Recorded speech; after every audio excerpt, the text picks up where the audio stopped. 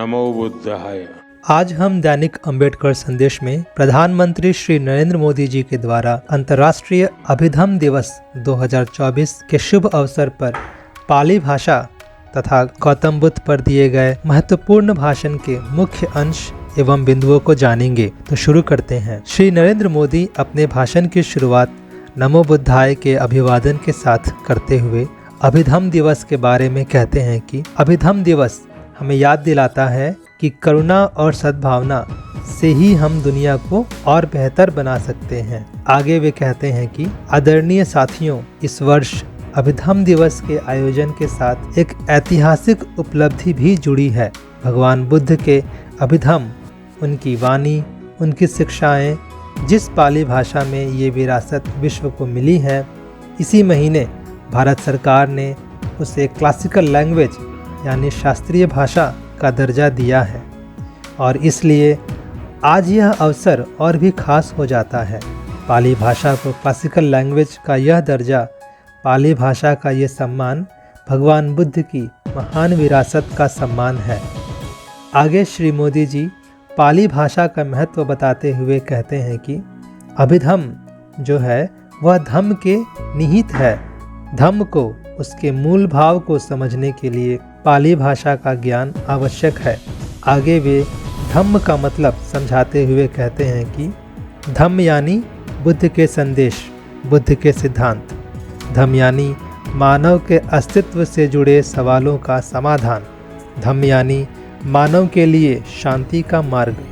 धम्म यानी बुद्ध की सर्वकालिक शिक्षाएं और धम्म यानी समूची मानवता के कल्याण का अटल आश्वासन।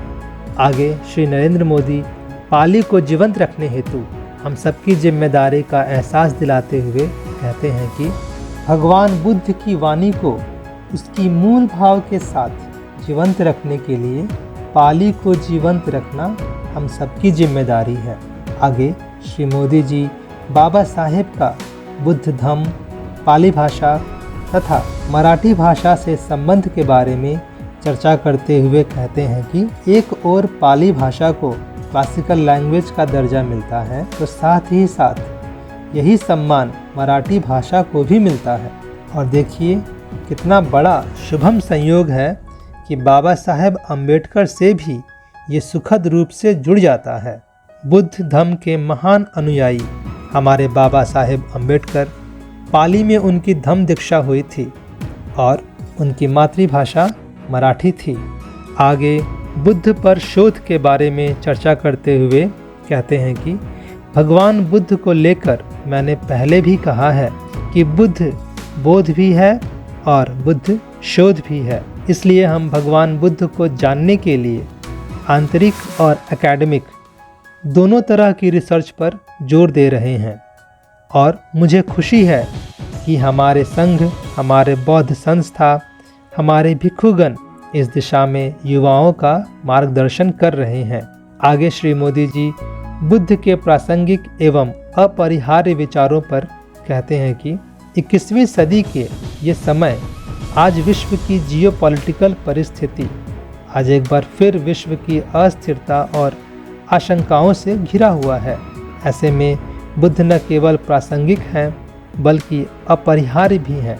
मैं आज अभिधम्म दिवस पर पूरे विश्व का आह्वान करता हूँ कि बुद्ध से सीखिए, युद्ध को दूर करिए, शांति का पथ प्रशस्त करिए, क्योंकि बुद्ध कहते हैं नत्थी संति परम सुखम, मतलब शांति से बड़ा कोई सुख नहीं है।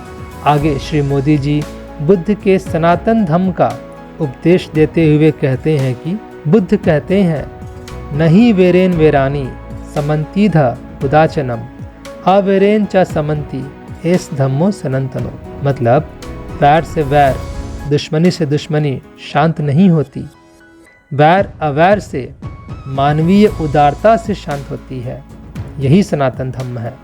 आगे श्री मोदी जी बुद्ध के संदेश को मानवता का पथ बताते हुए कहते हैं कि भवतु सब मंगलम, यानी सबका मंगल हो, सबका कल्याण हो, यही बुद्ध का संदेश है, यही मानवता का पथ है।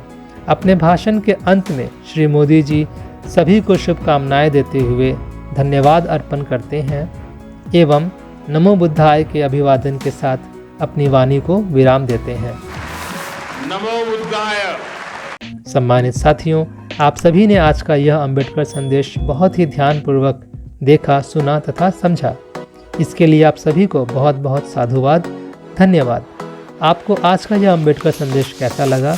अपने विचार तथा सुझाव हमें कमेंट बॉक्स में ज़रूर बताएं। आप सभी सम्मानित बुद्धिजीवी साथियों से विशेष आग्रह है कि इस वीडियो को लाइक करें, शेयर करें तथा चैनल को ज़रूर सब्सक्राइब करें।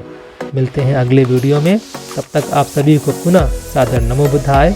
जय भीम, जय भारत।